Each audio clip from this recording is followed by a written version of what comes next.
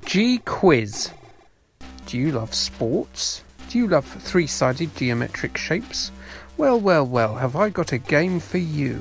For all your hypotenuse-having athletic needs, I present to you CDS Microsystems 1989 release, Sporting Triangles. But before we discuss the computer game, let us turn our sweaty faces at its inspiration, the late 1980s quiz show of the same name. A central television production for ITV, Sporting Triangles was the third channel's attempt to ape the success of the BBC One sports quiz show, A Question of Sport.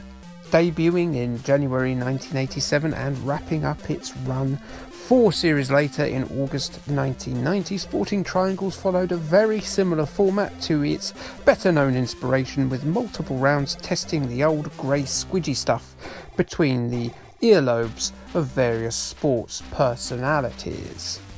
Don't worry though, they're not asking footballers about the notable emperors of the Byzantium Empire or the capital cities of oceanic countries. No, that would be cruel to the footballers. Instead, they get quizzed about things getting vaulted, run on, kicked, thrown or hit with other things. You know, sport. Sporting Triangles was presented initially by Nick Owen. Yes, him off that Roland Rat programme TVAM. He doesn't have a lot of sporting credentials, however, he was the chairman of Luton Town Football Club for a little while in the 2010s. Sporting Triangles tried very unsuccessfully to match the still-running BBC One counterpart, even featuring one of that show's captains, that one person being former Liverpool and England star Emlyn Hughes. Other stars included fellow captain and international football star Jimmy Greaves, who of course had his own video game in St and Greavesy, you might remember that, Andy Gray, Tessa Sanderson, and guests of the legendary standard and calibre of Frank Bruno and Nigel Mansell. CDS Microsystems weren't one of the brightest lights of the Spectrum's publishing pantheon, releasing a lot of language software, football management games, and games based on, simple things like backgammon, dominoes and chess. I know chess isn't simple, but it sort of fell under this umbrella. They're the sort of company that ambled along for a long period without ever blowing off anyone's socks. I'd love to have my socks blown off, wouldn't you? Where can one hire such a service legally?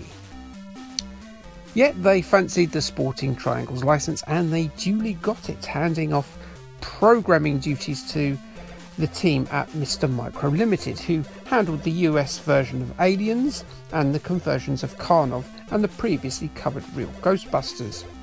Unsurprisingly, they decided the best use of the sports quiz licence was to make a sports quiz game, and they then produced a game for the Acorn systems, the BBC Micro, the Commodore 64, the Spectrum, as we can see, the Amiga, the DOS systems, Electron, Amstrad CPC, and the Atari ST. That is an exhaustive list of computers. The game allows for 3 players who can be either human, like you, or a computer, like the thing you're watching this video on right now. A dice is rolled to see who gets to pick a particular specialist category, and everyone cries because 2 of them can't have soccer.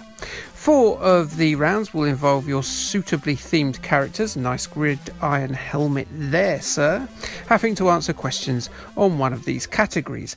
The dice is rolled and, much like an aggravated session of Trivial Pursuit contested across generations on Christmas Day, the colour of the landing spot indicates which type of question you will get. Here's the interesting bit. Whereas the other quiz games on the system, such as Countdown or Every Second Counts, would require the player to type in their answer, this game will wait for you to press fire and then just give you the answer, asking whether you got it right or not. Yes, of course I did. Would I lie? This might seem a bit daft, but in a way, it kind of helps. It gives more space in the Spectrum's tiny memory for more questions. It does have a admittedly slow load, but it does load every single round in at once. Something relatively uncommon with games of this type. Also, whereas a lot of its competitors didn't allow for slow typers or poor spellers, this sort of circumnavigates that whole thing. Now, as a one-player experience, it will undoubtedly encourage you to cheat, because you're as weak-willed as Boris Johnson in a room full of single blonde rich socialites in their 20s. But as a multiplayer experience for sports-loving folk under 80s haircuts, it could have been a right treat. You have someone hover next to the space button and say, yes, he told the truth, let's let him have that, or let's not, let's wind him up.